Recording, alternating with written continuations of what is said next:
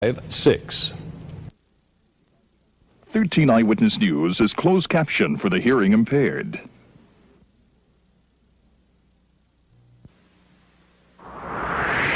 Channel 13, KTRK-TV Houston. We care about Texas. Now, Eyewitness News with Dave Ward and Sheriff Fryer. Marvin Zimler's Action 13. Bob Allen has sports and the weather with Ed Brandon.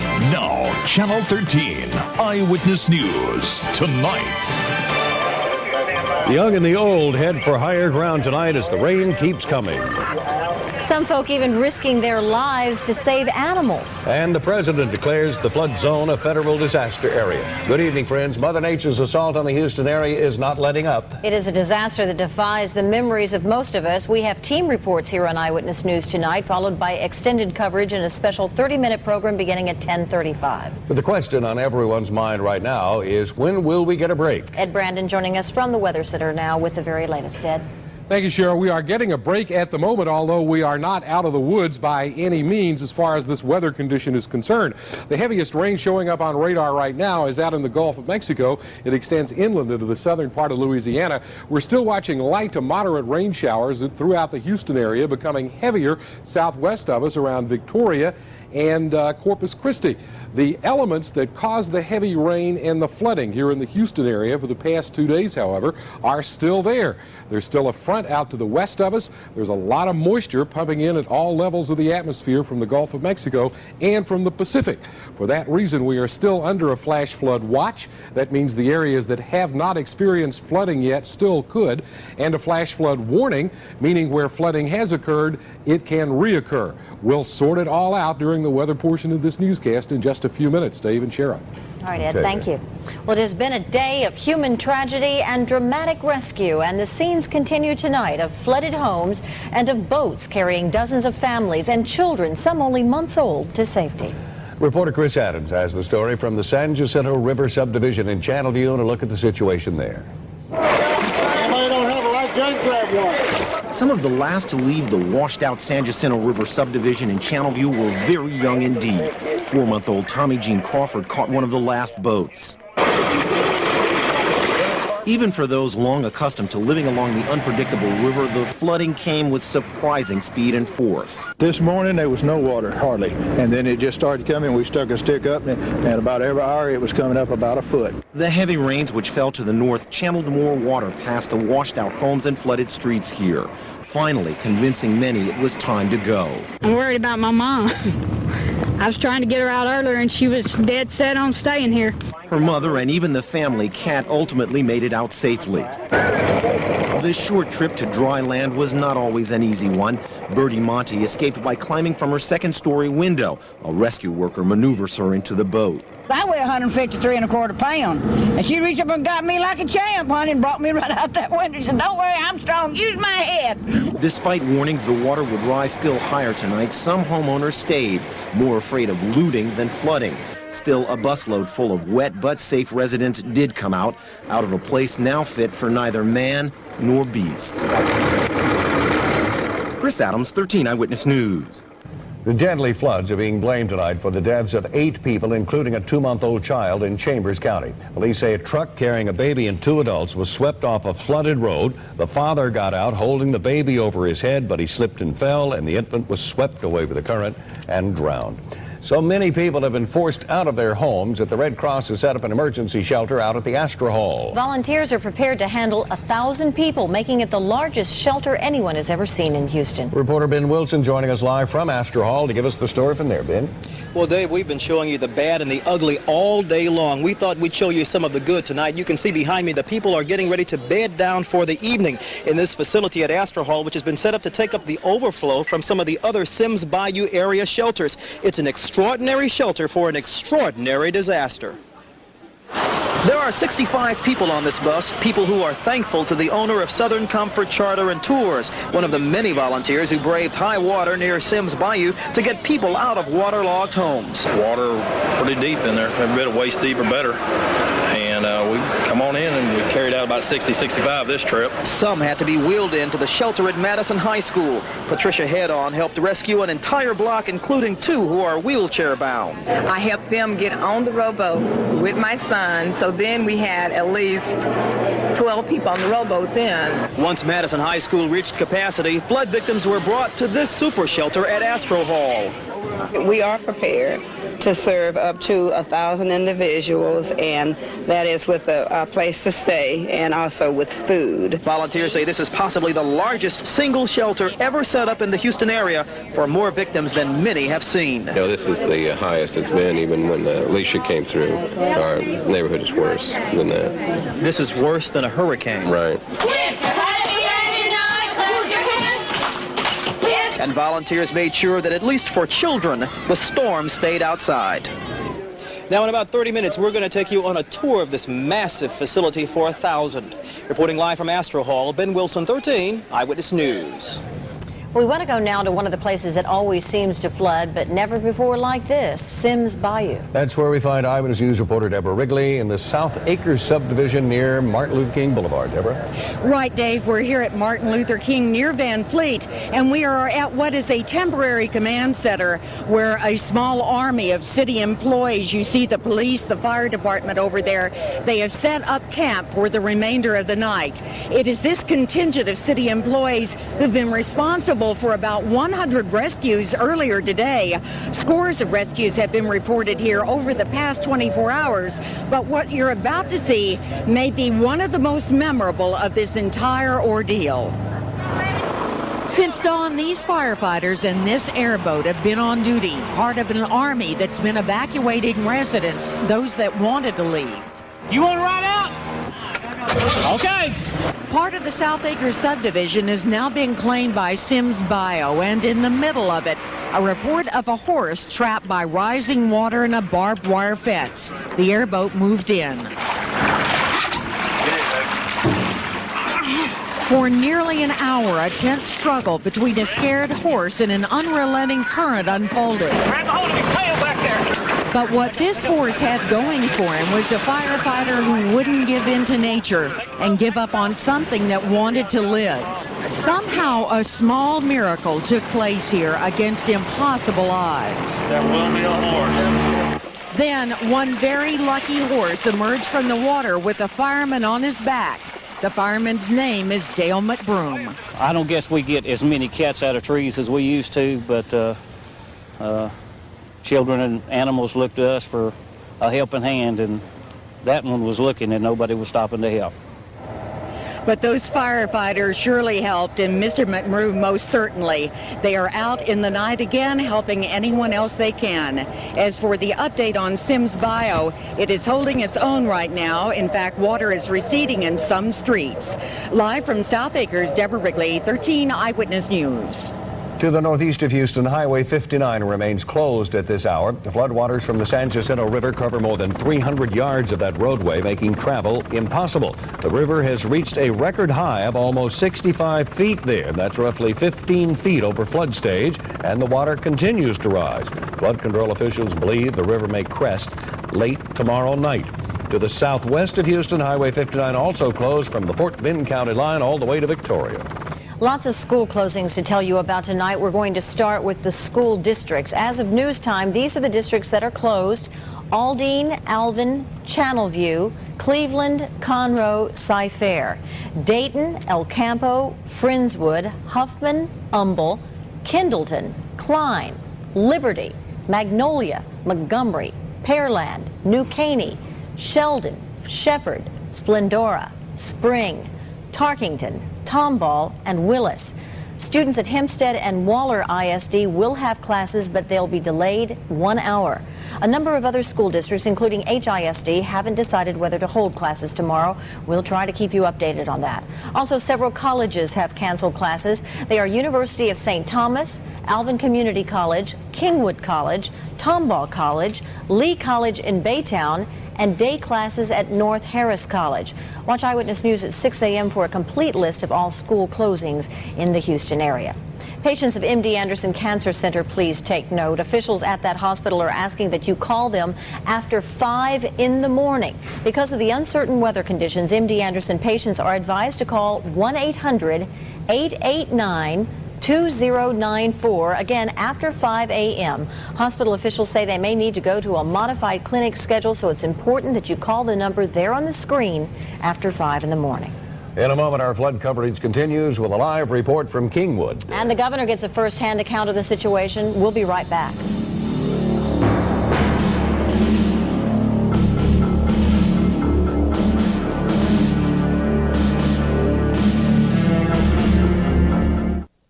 Our neighbors up north in the Kingwood area may be in for another rough night. The San Jacinto River is still rising tonight near the Forest Cove subdivision, and that's where we find our Alan Himberger with the latest. Alan?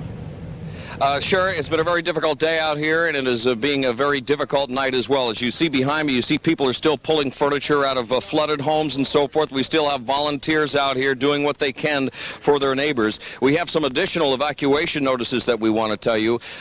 First of all, we understand that the subdivisions of Tascocita North and East are being asked to evacuate right now. As a matter of fact, everyone from Timber Forest down to 1960 on the other side of the San Jacinto River, the authorities are asking you to evacuate right now. As for the people of Forest Cove, tonight at least they have a warm place to stay. The only thing I have to say to all the people out there, thank you for all of your help. Pray for us because we need it. The community of Kingwood opened its heart to the flood-stricken people of Forest Cove tonight. After a power failure closed the Forest Cove Baptist Church, the effort was moved to the Kingwood Middle School. The community just comes together. If you take a look around, you can see what's been brought here, and it just makes me feel great, and the community comes together when there's hard times here. Oftentimes, it takes a tragic event like today's flooding to bring a community together. I'm sorting things that the community volunteers have just brought in. It's on the news, and Kingwood and Forest Cove has turned out in a tremendous manner to help. It's great. This community helped me out a couple of years ago when our family had some terrible things happen to us, and it's nice to be able to help them sometimes. Have you ever had a day like this in your life? No, sir. This is the first time? First time. First time, and good night. I don't want another one. If people didn't have the necessities, it was here for them. Many area stores donating to this effort. It's just wholesome, I think, to see people loving one another when there's a desperate situation, and this is a desperate situation. Some people stayed in touch with loved ones. Others worried about looters. You know, it really hurts. We've already lost so much, and they're going to be out there ripping us off. Maybe we will get lucky, someone will catch them. I got a personal message for Mr. Edwards out there. He was concerned about law enforcement going out there after looters. Just 60 seconds before we went on the air here, a boat full of 3 or 4 deputies took off out that way because they had heard that there were some looters in the area. So that's what they're pursuing right now. Another thing I want to talk about, the people over at the shelter tonight, a lot of the old-timers out who have never seen any water, anything like this, are wondering about the spillway and the floodgates down in the dam, the Lake Houston Dam. Well, I have to tell you that unlike Conroe and unlike Livingston, there are no floodgates. Lake Houston only spills over the spillway, and that's why everything is backing up. And that spillway, Dave and Cher, we understand, is at least 7 feet above record stage. Let's get back to you. All right, Alan, thank you. The San Jacinto River has not yet crested, so rescue workers continue at this hour to evacuate residents near Rayford Road as well. Rescuers had to maneuver their boats around submerged cars today as residents fled from homes where water has reached even the 2nd floor. A woman who is 27 weeks pregnant was among those rescued. She was having contractions and was taken to the hospital. Federal help is on the way for 26 southeast Texas counties now that President Clinton has declared this to be major disaster areas. Governor Ann Richards got a first-hand look today at the areas punished hardest by the floods. She got a bird's-eye view of the devastation from a National Guard Black Hawk helicopter. Once on the ground, she stopped at a Polk County shelter where she gave the residents a pep talk. Well, yeah, you will. We Texans, honey. Honey, we're survivors, aren't we? You better know it. We are tough, and we can make it. Tomorrow, Transportation Secretary Federico Pena and other top officials will tour the rain-soaked areas and assess the damage. Now that the president has granted the governor's disaster request, flood victims will be eligible for federal financial assistance. City employees dealing with this disaster are getting high marks tonight from their boss, Mayor Bob LANIER. I was really impressed last time when we had the tornado, how they responded, and I've been very favorably impressed this time. And I mean all these working folks. I don't mean they. I've not seen a flaw in the city. I'm sure there'll be mistakes, but I've not seen one yet. Mayor Lanier toured some of the hardest hit areas today, says he'll make sure the flood victims get the help that they need. Still ahead, other items making news tonight. President Clinton pushes for a safer world. We'll tell you about that. Also, a woman killed in a shootout during an escape attempt at a Dallas courthouse. And here once again, tonight's Pick 3 numbers, 3, 5, and 6. North Korea has finally agreed to open its door to nuclear inspections. President Clinton says the agreement with North Korea is a step toward a nuclear-free Korean peninsula.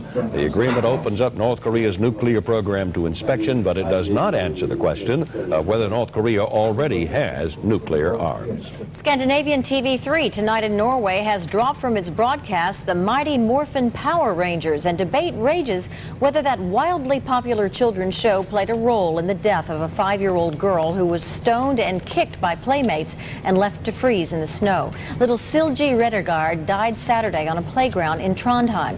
Her assailants, aged 6, 6, and 5, are too young to be charged with any crime under Norwegian law. All 4 children reportedly were fans of the martial arts tactics used by the heroes of that show.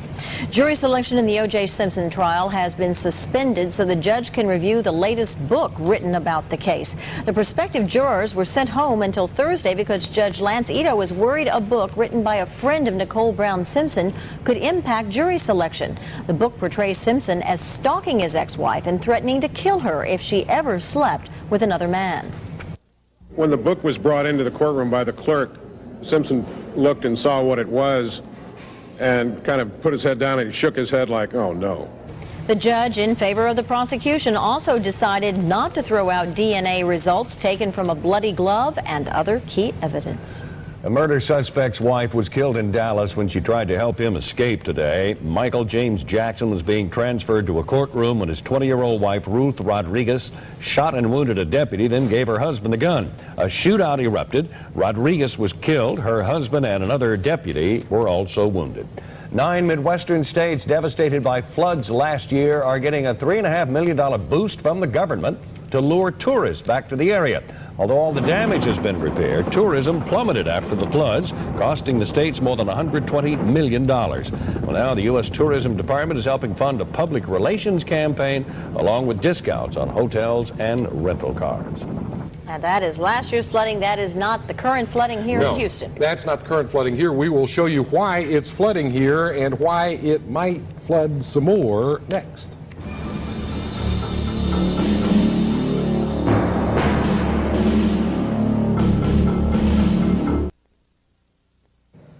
Temperatures are staying cool. That's about the best thing you can say about our weather. We started the day with a low of 69 degrees, and that was at 3 a.m. Our high at 6 o'clock this morning was 73.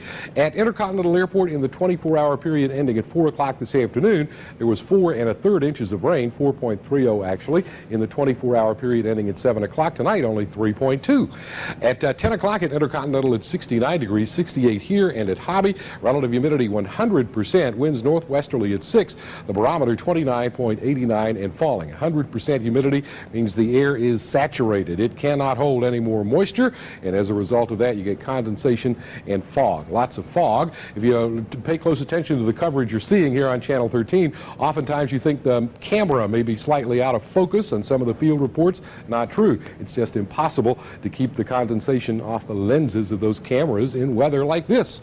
This is what we're facing, a low pressure area in the northern part of the United States. This one started in the northern Rockies over the weekend, has moved into the northern part of Minnesota, and will move on up into Canada during the next couple of days. From that, a front trails to another weak low along the Red River in North Texas, and then a front that becomes stationary extends from that into the western part of the state.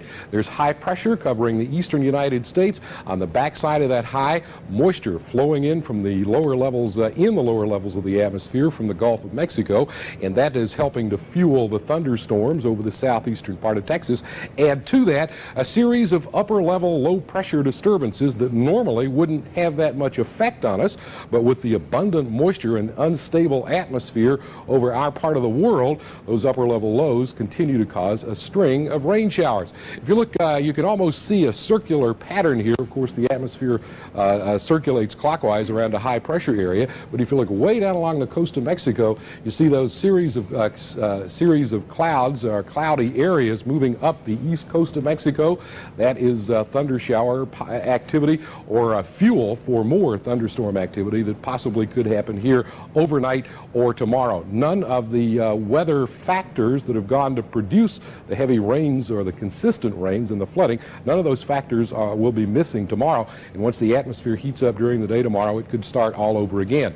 Temperatures in the eastern part of Texas generally in the 70s today, more because of clouds and rain than any frontal activity. Back in the western part of the state, behind the front, the temperatures got up to 80 degrees because it was a bright sunny day with a relatively dry atmosphere out there. Good view here of how two areas of rain showers came together right on top of us today. There was the first area that provided the extensive rains last night and the flooding through this morning, and then some thunderstorms formed along that front during the afternoon and moved to mix with the area of rain that was already here during the early evening hours, and that's what we're facing now. As the atmosphere has cooled off this evening, the activity is the rain activity on radar has begun to diminish just a little bit. This is what we're looking at on radar. The heaviest showers, as we showed you earlier, are out in the Gulf of Mexico, well offshore of Galveston Island. Light to moderate rain in some parts of Houston, but some portions of the area for the first time in almost 24 hours are not getting any rainfall right now. There is light to moderate rain showers activity from Palacios down through Corpus Christi. We can expand the radar view here and show you the entire state of Texas, false echoes out there, and you can see that the activity is less than it has been in quite a few hours. As far as rainfall totals are concerned, these are only 24-hour totals. In some cases, you can almost double these and find out how much has happened during this flood event. 14 inches at Lake Houston, 18.5 inches at Liberty, 15 1/3 inches at Baytown. That's on the western side of Baytown, and amounts ranging from 3 to 5 to 6 inches in other parts of the area. Because the rains could start again as early as overnight, and if not then, sometime during the day tomorrow, a flash flood warning remains in effect until at least 12:45 tomorrow morning. Our forecast, as we said, calls for the possibility of more of this stuff tomorrow. Cloudy skies on Wednesday, a 60% chance of rain, low tonight 70, high tomorrow 78. On Thursday and Friday, mostly cloudy. The chance of rain goes down to 30%, and maybe we'll get back to a little bit of whatever approximates normality around here. Okay, let's We're ready. Right, thanks, Ed. Coming up next, a lot of sports, lots of news on American League managers to tell you about. And some Rice football players recognized for their hard work on the field. Bob Allen will explain that next in sports. Let's take a look at baseball news tonight. Go to Bob Allen in sports. Bob. All right, Sharon David, former Texas Rangers manager Kevin Kennedy was only out of work less than a week. Fired by the Rangers, he was hired today to be the new manager of the Boston Red Sox. After 2 seasons with Texas, he finished with a 138 record, guiding the Rangers into first in the weak American League West. Texas was 10 games under 500. He will replace Butch Hobson. And after being courted by Baltimore, Texas and Boston, Oakland A's manager Tony La Russa decided to stay put, today signing a 3-year contract that includes part ownership in the team. La Russa took an injured A's team to a 51-63 record, 1 game behind the Rangers. He's been in Oakland since '86. He's led the A's to 2 American League pennants and 1 World Series championship. And Yankees manager Buck Showalter today named the American League Manager of the Year. Showalter led the Yankees to the best record in the league when play was stopped at 70-43. He's got 24 of the 28 first-place votes in the balloting. Mike Hargrove of the Indians finished second. Well, the Oilers were going to start getting ready for their Monday night meeting with the Philadelphia Eagles today, but the weather conditions forced the team to cancel today's practice. Eagles favored by 10.5 in that game. Well, more honors coming Rice's way in the wake of their 1917 upset over Texas Sunday night. Owls quarterback Josh LaRocca was named the Associated Press Offensive Player of the Week in the Southwest Conference, helping the Owls get 207 yards on the ground against the Horns using the spread option offense that Ken Hatfield installed last spring. Of the 3 passes he completed, 2 were for touchdowns. And on defense, Rice defensive end Nduki Kalu and linebacker Larry Izzo share honors for AP Defensive Player of the Week. Kalu had 2 of the Owls' 3 sacks of quarterback Shea Morenz, and Izzo had 8 tackles against the Longhorns. Josh LaRocca, Offensive Player of the Week, Larry Izzo, and Nduki Kalu, Defensive Players of the Week. Congratulations to them, and again to the Rice Owls. We'll head up to A&M for another tough job this weekend. Yes, sir. Okay, it'll be another good game. Thanks, Bob. Still ahead, part 2 of Marvin's series on the changing face of Russia. Tonight, Houstonians lending a helping hand in that former communist country. We'll be right back.